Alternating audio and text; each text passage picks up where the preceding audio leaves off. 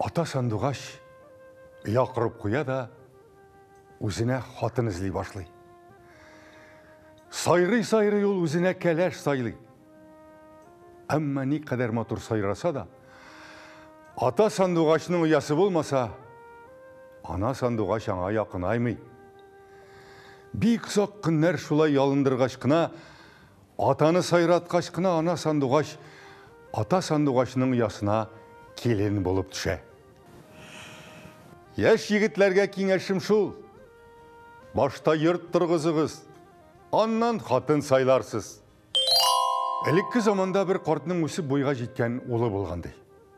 Бір күнні қарт олына, олым, сенің үйленір вақтың жетті, әйді сеңа кәләш ізлейбіз деген де, екеулешіп көрші ауылға кеткенлер бұлар.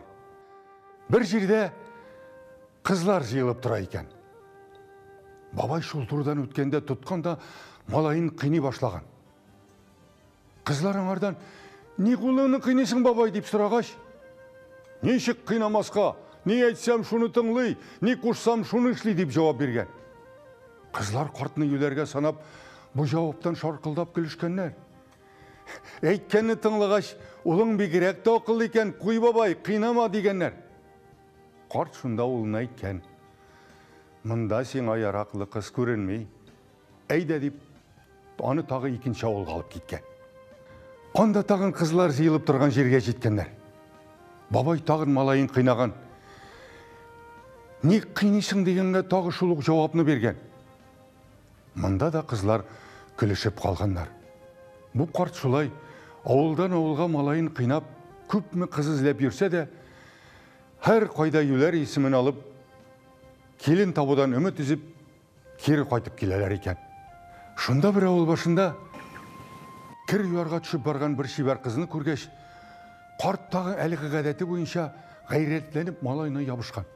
Қыз, шу бабай, не қолыңны қинесің дегенге қарт, тағын, әйткенімні тыңлай, қошқанымны ішлей, шуңа қинейін балам деп жауап берген.